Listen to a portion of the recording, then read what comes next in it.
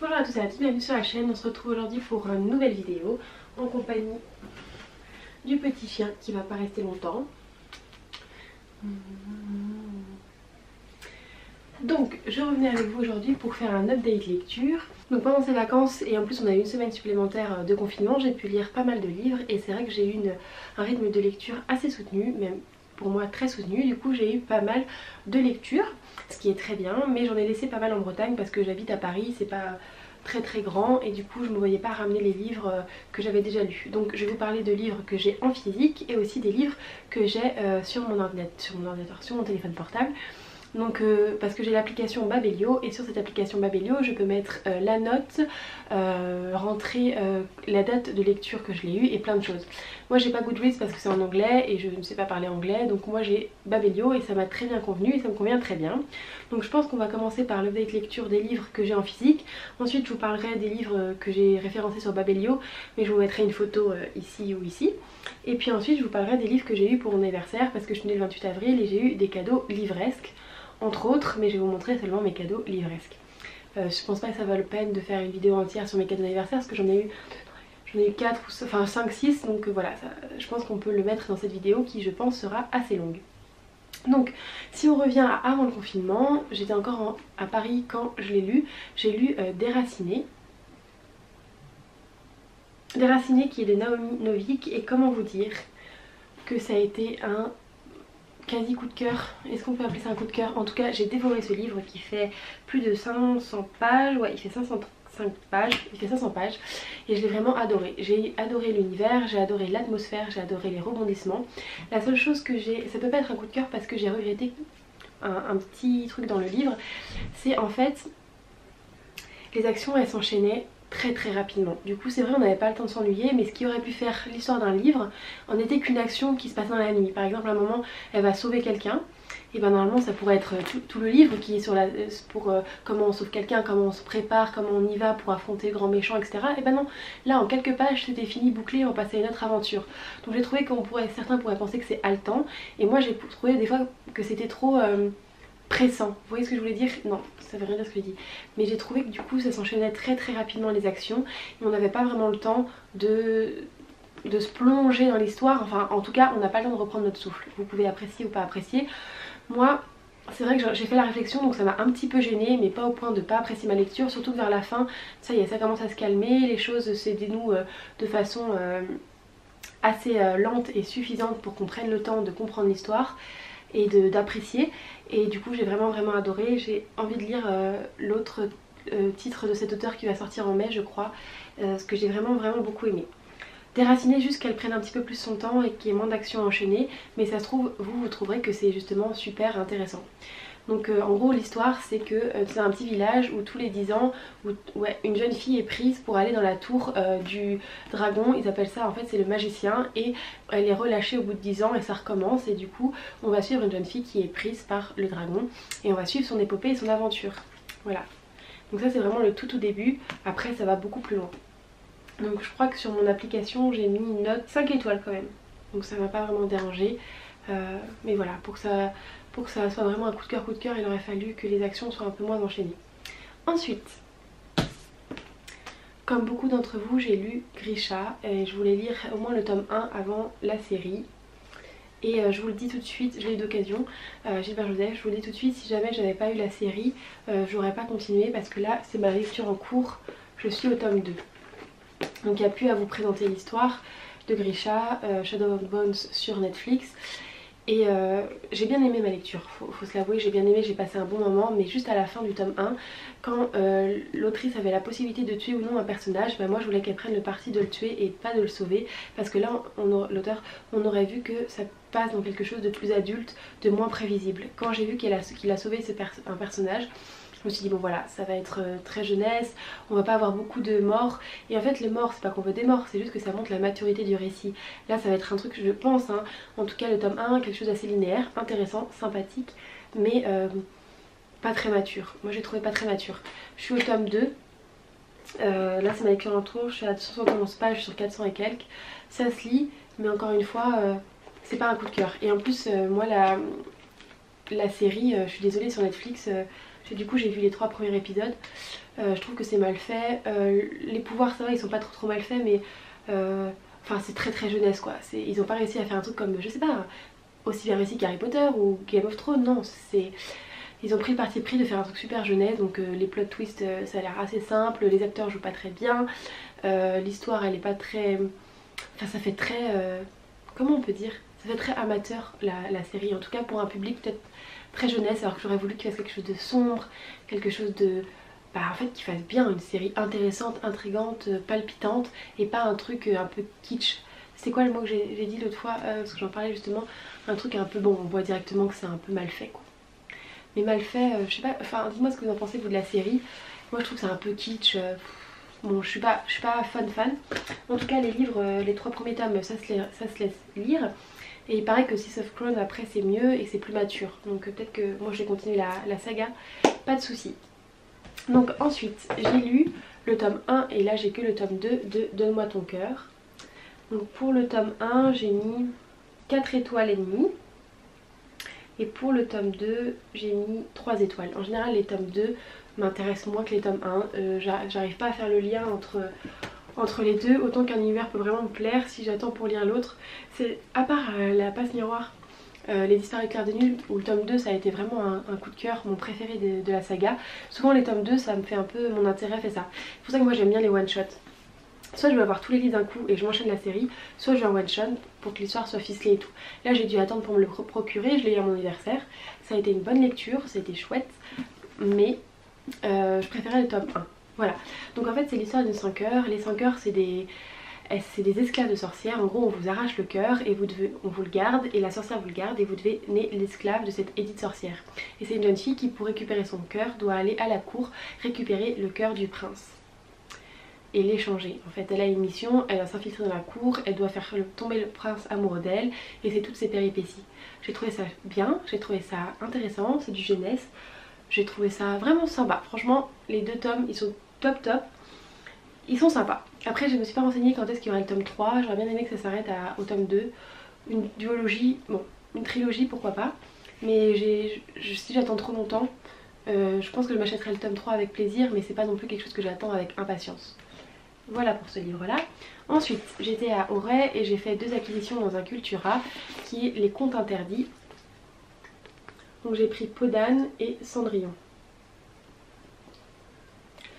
Et ben comment vous dire, là si je voulais du hard et si je voulais du pas jeunesse, et ben je suis servie. J'ai commencé avec Cendrillon et franchement c'est très dérangeant. Et en fait je suis le genre de personne justement qui aime l'univers jeunesse mais qui veut que ça soit assez mature et que ça aille assez loin, et qui des fois déplore le côté un peu trop young adulte, un peu trop jeunesse des livres qui sont en vogue en ce moment. Enfin moi je veux un juste milieu quoi. Et ben là, comment vous dire, c'est peut-être même à un niveau trop élevé pour moi. Ça tombe dans... J'ai lu que Cendrillon pour l'instant et je l'ai même pas fini. Ça tombe dans le gore, dans le dérangeant et gratuitement. Je trouve que c'est un peu pour l'instant gratuit.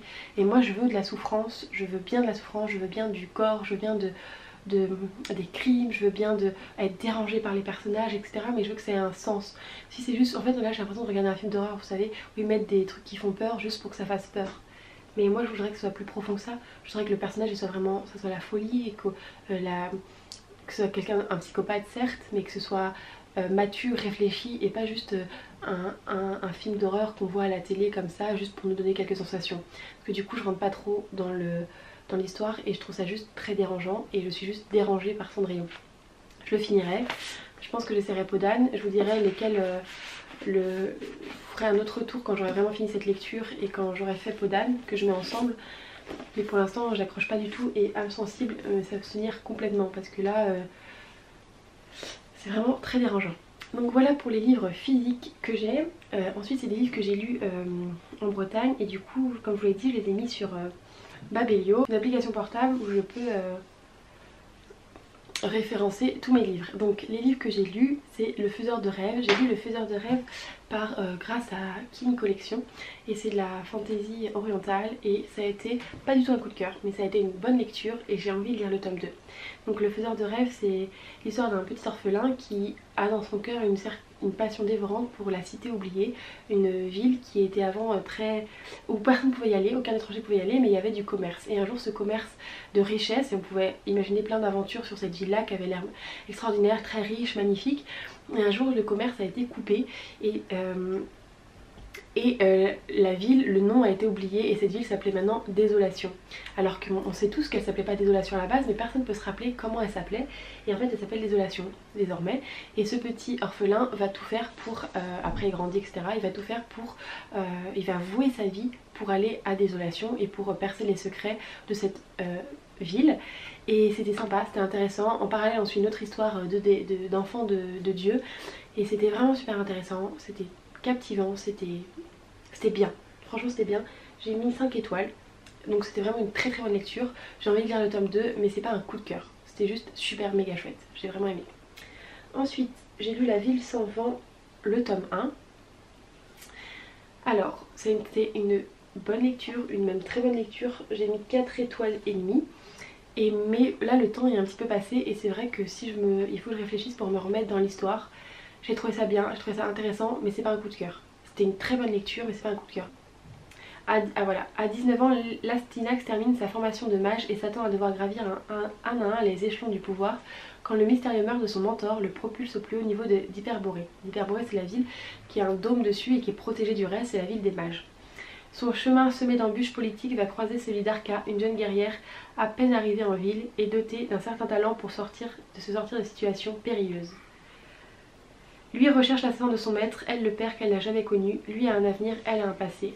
Pour déjouer les complots qui menacent la ville sans vent, ils vont devoir s'apprivoiser. J'ai trouvé ça bien, j'ai vraiment aimé la relation entre les deux personnages, la romance à sens unique, après l'amour comment ça s'installe etc. Il y avait une mini romance et tout, c'était sympa. J'ai aimé l'ambiance, j'ai aimé... En fait j'ai beaucoup aimé ce livre, c'est pas un coup de cœur mais j'ai beaucoup aimé ce livre et je lirai le tome 2 avec plaisir. Insaisissable, tome 1, Ne me touche pas, qui est de l'adaptation en français, en VO. En VO c'est Shatter Me, que j'avais été conseillée par Nina Quill, je vous en avais parlé dans mon book haul. J'avais peur que ça me plaise pas parce qu'avec Nina Quill on aime les mêmes genres, mais elle a tendance des fois à aimer des choses que je trouve moi, qui moi ne me plaisent pas. Je sais pas comment vous expliquer, on aime le MM, on aime le FF, on aime la fantasy, mais il y a des choses qu'elle va aimer, souvent dans la bitlit ou les choses comme ça. Moi j'arrive pas à accrocher, donc j'aime le style qu'elle aime mais j'aime pas forcément ses choix dans ce style et j'avais peur que Shatter Me ce soit ça et en fait ça a pas fait exception parce qu'en fait je trouve que ça casse pas trois pattes à un canard. C'était une lecture sympa mais le tome 2 je lirai pas. Parmi tous les livres super là que je suis en train de lire, c'est un livre qui est passé vite à la trappe et j'ai commencé pour la première fois de ma vie beaucoup de sagas parce que je me suis laissée hyper par Booktube etc. Avant je lisais surtout des one shot. Et du coup j'ai plein de sagas à continuer et du coup là ça permet vraiment de faire le tri entre en fait on se rend compte de ce qu'on a vraiment envie de continuer et celles qu'on n'a pas envie de continuer. Et Shatter Me, si je les avais, les tomes je les aurais lus mais je vais pas aller me les procurer alors que j'ai La Ville sans vent le tome 2 à prendre. Ouais j'ai Grisha, j'ai... Donne-moi ton cœur il est pas encore sorti mais j'en ai plein d'autres que j'ai envie de lire et du coup je pense que j'arrête la saga au tome 1. J'ai mis 3 étoiles. Est-ce que j'avais mis une note? Bon, en gros c'est l'histoire d'une fille qu'on ne peut pas toucher parce que si on la touche on souffre et du coup elle est restée en prison pendant super longtemps et à un moment on va la sortir de là parce qu'on va vouloir utiliser son pouvoir pour la guerre et voilà l'histoire. Mais j'ai pas... ça aurait pu être chouette mais j'ai trouvé ça trop manichéen, trop... Puis la relation avec il y a une relation frère-sœur, frère et frère. Moi ça me touche pas les relations familiales, les histoires d'amour, autant ça me touche énormément, autant dès qu'ils rajoutent un enfant dedans ou un frère ou une sœur ça m'importe moins et j'ai trouvé ça bien mais pas extraordinaire donc je ne continuerai pas la saga. Ensuite j'ai lu Shade of Magic, le tome 1 et là j'ai mis 4 étoiles et demie parce que j'ai beaucoup aimé Shade of Magic. Il faut un tout petit peu se concentrer au début pour comprendre, ça va. Mais pour comprendre bien l'univers et pour pouvoir s'approprier l'univers. Je peux pas mentir, j'ai aimé ce livre. L'univers était intéressant. En fait il y a plusieurs Londres et le Londres noir, le Londres rouge, le Londres blanc et le Londres gris. Et on peut dire que c'est des univers parallèles et ils sont tous au même endroit. Mais comme si ils se chevauchaient. Mais personne peut, le Londres gris peut pas aller dans le Londres blanc, voilà. Comme si qu'il y avait des strates quoi, qui s'étaient tous mélangés mais c'est dur à dire. c'est des Londres sur des... Comme si, tu sais, on dit des fois il peut y avoir des mondes parallèles, bah ça c'est ça, ils sont tous au même endroit, sauf que c'est pas le même Londres. Il y en a un, il y a de la magie, il y en a un qui a disparu à jamais, le Londres noir, et il y a le Londres rouge où c'est tous les mages, et le Londres gris où c'est où il y a que des humains, où il n'y a plus de magie, et le Londres blanc où il y a la magie mais qui s'est fait un peu dévorer par l'ambition, etc. et qui est un peu plus compliqué. Et en fait il y a plus personne. Avant les portes étaient ouvertes, on pouvait passer d'un monde à l'autre, sauf que là les portes ont été fermées après la destruction du Londres noir qui s'est fait manger par la magie, en fait par la corruption de la magie. Et du coup plus personne ne peut passer sauf les passeurs, et il n'y en a que 2 désormais, donc chacun est bloqué dans son Londres, et ça va être l'histoire de un des passeurs. Ça va être super sympa, moi j'ai beaucoup aimé. Je pense que j'ai pas besoin de vous le présenter parce que bon, il a été dit, vu et revu. Mais moi j'ai beaucoup apprécié ce roman, j'ai envie de lire le tome 2 avec plaisir. Et c'était une très bonne lecture. Voilà. Ensuite j'ai lu La Maison des Morts que j'avais vu sur la chaîne de Nina Quill. Et là comment vous dire, j'ai mis un 4,5. Je suis ressortie de ça. Déjà l'objet livre est magnifique, mais en plus qu'il soit magnifique, c'était touchant, c'était poignant, et la fin m'a fait vraiment pleurer. Ça m'a remis en question. Vous savez, j'avais fait un livre sur les livres et la mort, Je vais manger ton pancréas, qui était un livre qui m'avait remis en question, qui a bouleversé sur ma conception du temps qui passe, de la vie et de la chance qu'on a d'être en vie, des malheurs qu'on aurait dans la vie. Et ben là c'est le même genre de livre. L'histoire en soi elle est pas... j'aimais bien sur les personnages mais ça n'a pas été palpitant. C'est un livre, il y a aussi beaucoup d'attente, beaucoup de suspense et tout. C'était pas une aventure avec des dragons, plein de trucs extraordinaires. Je dois l'avouer que j'étais intéressée par ma lecture mais j'étais pas captivée par ma lecture.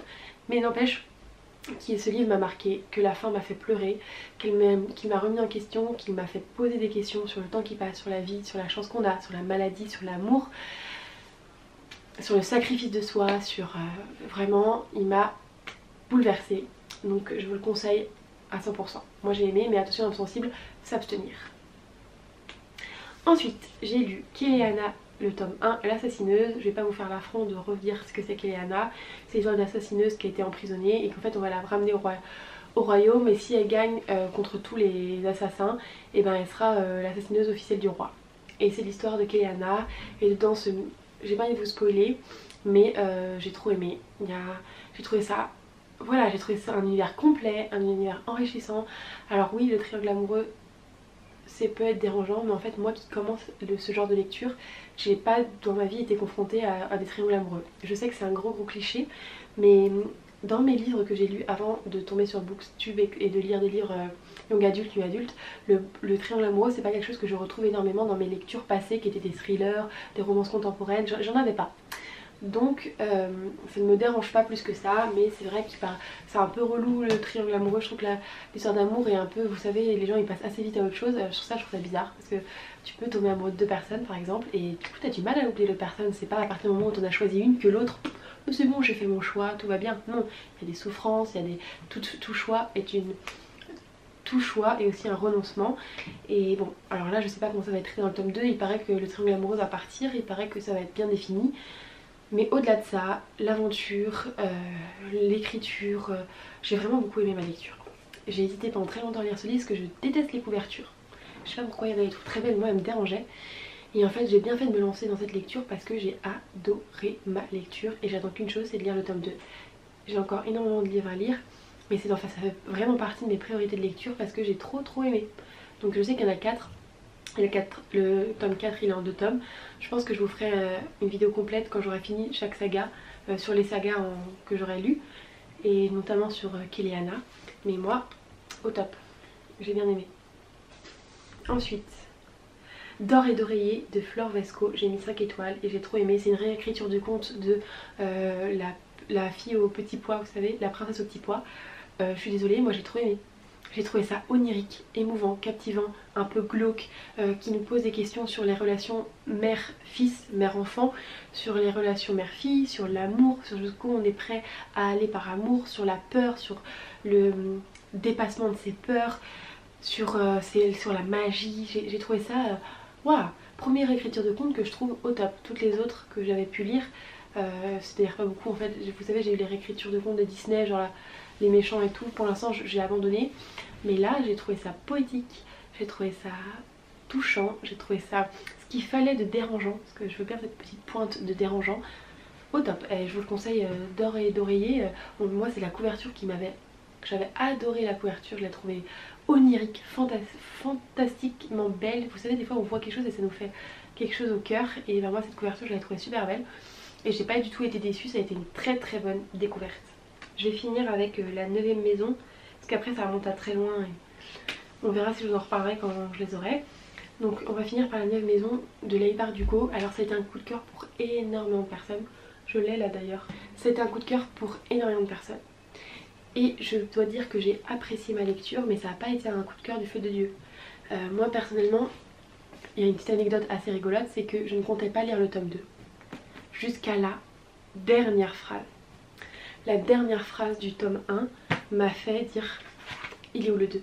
Parce que là je pense qu'on va se mettre dans une branche, dans une mouvance qui me plaît. Et du coup voilà, c'est avec plaisir.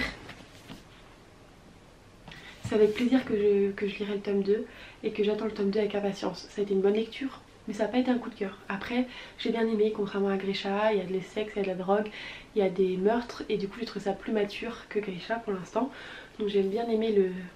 comment on dit, le virage qu'a pris Leigh Bardugo en faisant quelque chose de plus mature et moins jeunesse.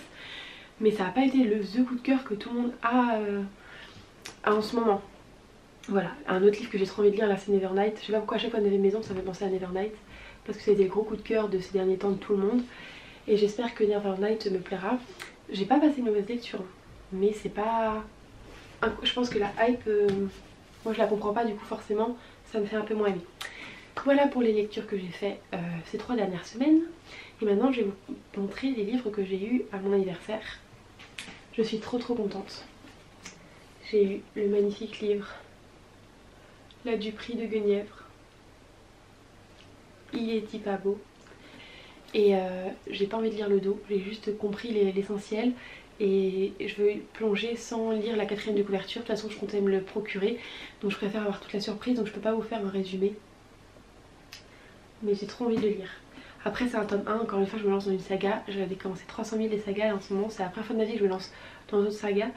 Et du coup j'ai un peu peur de devoir attendre le tome 2, donc je suis pas pressée de le lire. Je préfère lire les suites de sagas que j'ai. Mais en tout cas je suis très contente de l'avoir, que mon papa me l'a acheté pour mon anniversaire.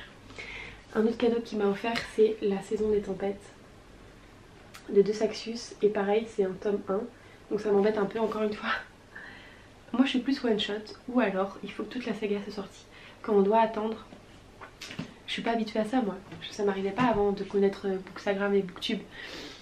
Mais ce livre est magnifique et ça me donne vraiment envie. Alors La Saison des Tempêtes c'est l'histoire de l'incarnation des saisons par des humains. Et à chaque fois que l'hiver après il y a le printemps doit tuer l'hiver afin de, comme l'hiver a tué l'automne, pour passer à la saison d'après tous les ans. Et voilà, ça se passe comme ça.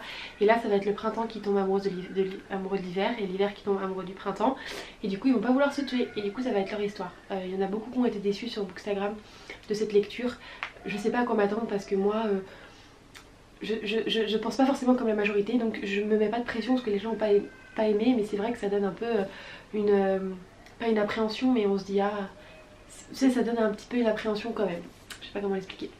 Excusez-moi j'ai des allergies, alors je tousse et je me gratte souvent le nez. Alors, il est beau hein. Il fait 480 pages. Donc là j'ai eu un livre que j'ai eu par ma grand-mère que je n'ai pu à vous présenter, c'est le tome 2 du Roi Maléfique. Il n'y a plus à vous présenter hein. C'est beau. Il est trop beau. Donc voilà, c'est le tome 2 du Prince Cruel. Je crois que tout le monde était hyper hypé par cette série et tout le monde a envie de lire la suite et tout le monde a apprécié le tome 2. Donc moi j'attends juste de me plonger dedans. Je crois qu'il faut pas que je tarde parce que je commence à oublier Le Prince Cruel. C'était une très bonne lecture. Ça n'a pas été un coup de cœur monumental, mais ce serait un menstir de dire que j'ai pas passé un excellent moment parce que j'ai dévoré cette lecture et j'ai bien aimé. Il y a certains éléments que j'aurais aimé qui soient différents, mais il paraît que le tome 2 est un petit peu plus mature, donc que Jude prend les devants, et j'ai hâte de découvrir Cardan, il m'intéressait énormément.